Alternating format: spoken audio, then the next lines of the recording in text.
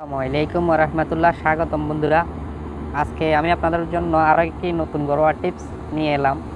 যারা বউ চোদার জন্য অধিক আগ্রহী আছেন, বউকে এমনভাবে ছুঁতে চান, বাজার থেকে অনেক ধরনের ট্যাবলেট কিনে আনেন 50 টাকা, 60 টাকা, 100 টাকা দিয়ে অনেক ধরনের কিছু খেয়ে ইচ্ছে তরফে লাগাতে চান, কিন্তু লাগাতেই পারতেছেন না।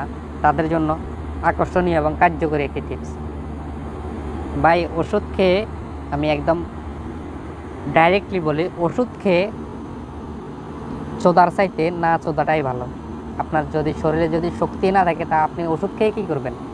আপনার শরীরে মালে নেই, বীর্যই নেই। আপনার বীর্যতে আপনার লিঙ্গ থেকে বের হবে কি? কিচ্ছু বের হবে না। তো বন্ধুরা,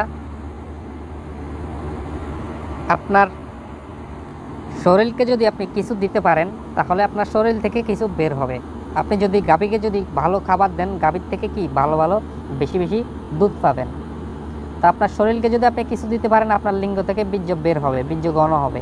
তাহলে আপনার শরীরে এনার্জি হবে, শক্তি হবে। আপনি 20 থেকে 15 থেকে 20 মিনিট বা 30 মিনিট পর্যন্ত আপনি একটানা চুদতে পারবেন। আপনার শরীরে শক্তি না, আপনি চুদবেন কীভাবে? লাগাবেন কিভাবে? তো বন্ধুরা দেখুন, ঘরোয়া টিপস আপনারা যদি মানেন, আমার কথাগুলো যদি আপনাদের পছন্দ হয়, ভালো লেগে থাকে, তাহলে আপনারা নিজেই ট্রাই করে দেখুন। যদি উপকার পান, একটি লাইক দিবেন, এবং উপকার না পেলে আপনারা বকা দিন। তবে আপনারা আল্লাহ দানীয় জিনিসগুলোকে দয়া করে, অবহেলা না করে খাদ্য তালিকায় রেখে দেখুন। যদি উপকার হয়, একটু দোয়া করে দিবেন, আপনাদেরই ভালো হবে। অপকার আপনাদের হবে না, কারণ এগুলোই সম্পূর্ণ আল্লাহ দানীয় জিনিস। এই খেজুরের সম্বন্ধে আপনারা ভালো করে জানেন, খেজুরের কাছে কী আছে? ভিটামিন, মিনারেল, অ্যান্টিঅক্সিডেন্ট, সব ধরনের জিনিস এই খেজুরের মধ্যে আল্লাহ তাআলা দিয়ে দিয়েছেন। এর সাথে দেখতে পাচ্ছেন আরেকটি জিনিস, আখরোট। এটি হচ্ছে একটি বাদাম।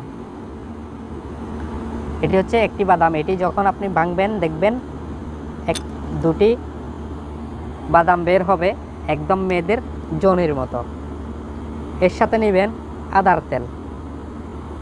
আপনি রাতে খাওয়া দাওয়া করবেন, খাওয়া দাওয়া করার পরে যখন আপনি ভাত খাওয়া শেষ, তার 5 থেকে 10 মিনিট পরে আপনি দুটি খেজুর, দুটি আখরোট খেয়ে সাথে এই আদার তেলটা, দেখুন আমি স্পষ্ট করে দেখিয়ে দিচ্ছি, জিঞ্জার অয়েল।